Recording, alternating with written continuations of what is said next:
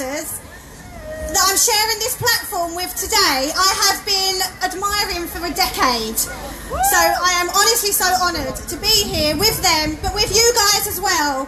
Truth seekers who have travelled the length and breadth of the country to stand here in unity, solidarity and truth for medical freedom, body autonomy and the right to make an informed choice.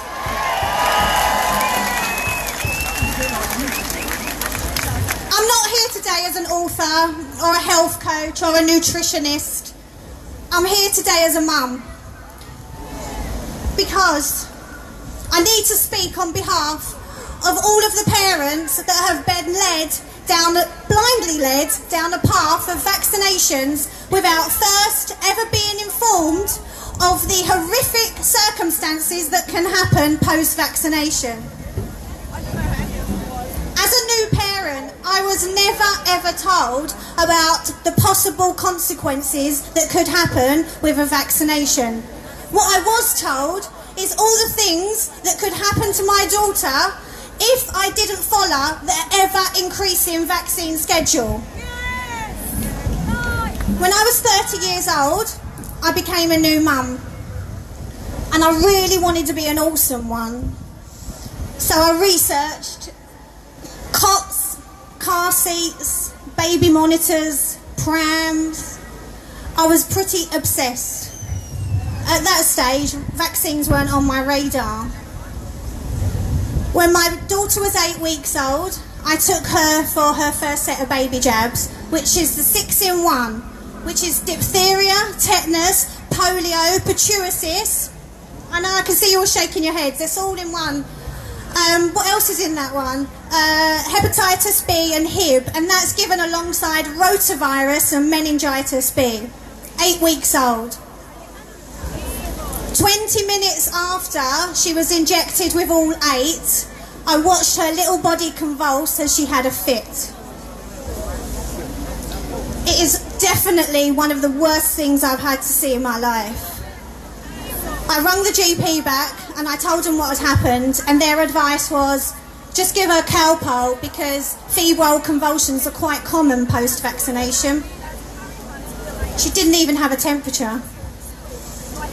It was that night, 12 years ago, that I decided to start researching vaccines, and I haven't really stopped since. In fact, this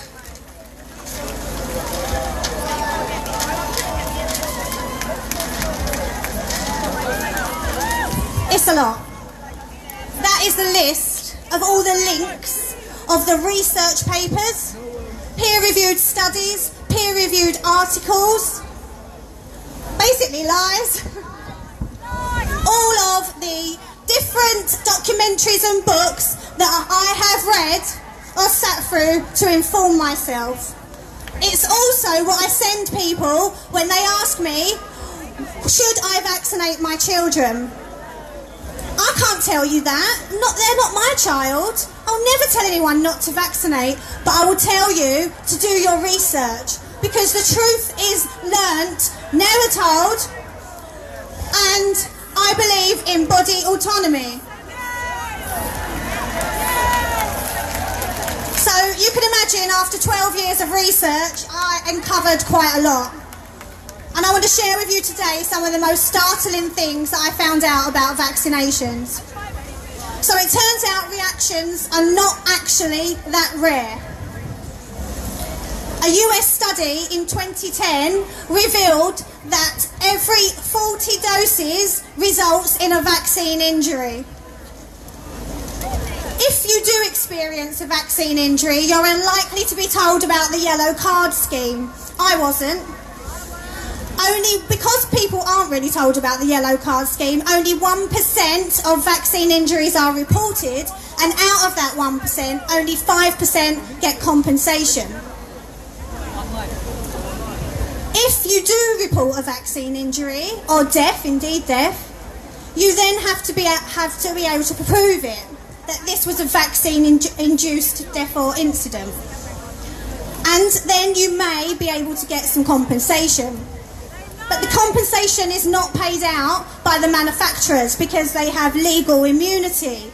The compensation is paid out by you guys, the taxpayers, under the Government Vaccine Damage Fund. Did you know you're paying for all of the errors that the greedy pharmaceutical companies are making? £75 million has been paid out in the UK since 1978 and £4 billion in the US. In 2011, the US Supreme Court ruled that vaccines were unavoidably unsafe. Now, if I take you back to being an obsessed mum researching car seats, and I was told, this is the car seat that everyone uses, but it's unavoidably unsafe, there's no way on God's green earth that my child would be putting their ass in that car seat, let me tell you. So why? Why were they told that they were unavoidably unsafe? Because they haven't been evaluated for carcinogenic or mutagenic potential. This is actually listed under 13.1 of the vaccine insert, but you wouldn't know that because you don't get shown the vaccine insert before you get vaccinated. Vaccines are only tested for days instead of years like other drugs. So for example, the polio vaccine was tested for 48 hours before it was taken to market. The entire vaccine schedule has not been tested for contraindications with each other and interactions. And even though it would abruptly end the vaccine debate, there has never been a government study on the comparative health of vaccinated versus unvaccinated children. The studies that have been done outside of the government have revealed that unvaccinated children are far more healthier with less incidences of asthma, autoimmune conditions, allergies, epilepsy and autism. Our babies are collateral damage in a twisted, sick game of corporate greed where profits become before health every single time. Now, I know that I was one of the lucky ones because my daughter's actually okay. She suffers from severe anxiety and lots of allergies, but she's okay, she's doing well, and I'm really grateful. But so many children have lost their lives to vaccines. So many lives have been changed forevermore because of vaccines.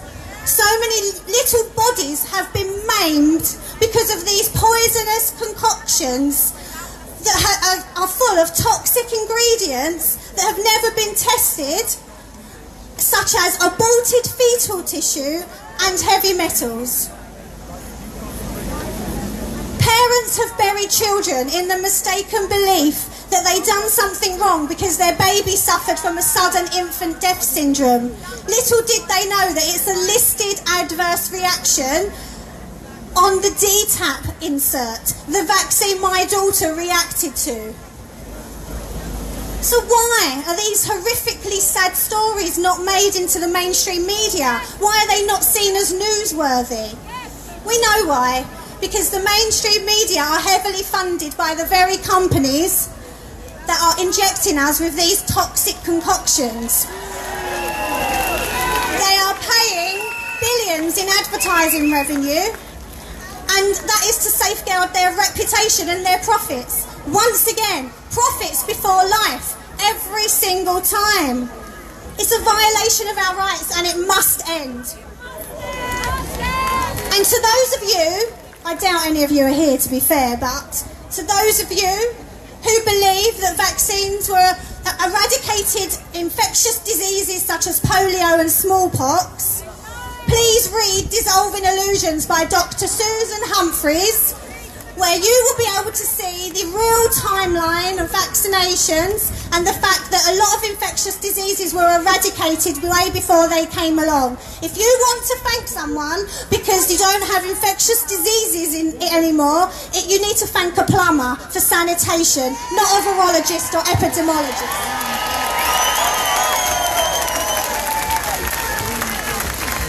We have to accept that sometimes science gets it wrong. tobacco, thalidomide, DDT. And sometimes science gets it wrong, but they don't admit it. Refined sugar, chemotherapy, vaccinations. And this COVID vaccine is looming ever closer. Why, I don't know, because we've heard from Dr. Andrew Kaufman and very many other doctors today who can categorically tell us that this is not only not a public health threat, but it's not even a contagious virus, because you can't catch a virus. So why do we need a vaccine? For a virus that's got apparently a 99.97% recovery rate according to the CDC. And if we don't take this vaccine, there is a possibility that we won't be able to get on a train or a plane or go to school or go to work. And we won't be able to access benefits if you claim them. We won't be able to claim compensation if we're injured, because no compensation is given for a vaccine that's given out during a pandemic. So it's going to be poorly tested, liability free. Once again, no consequences for these companies. Where there is risk, there must be choice. My body, my choice.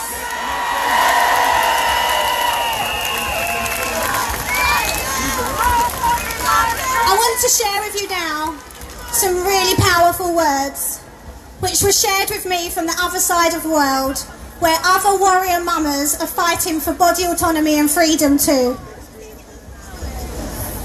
This is the cry of the mothers who know that this corporate greed has got to go. This is the cry for our children whose futures are at stake. Which side of history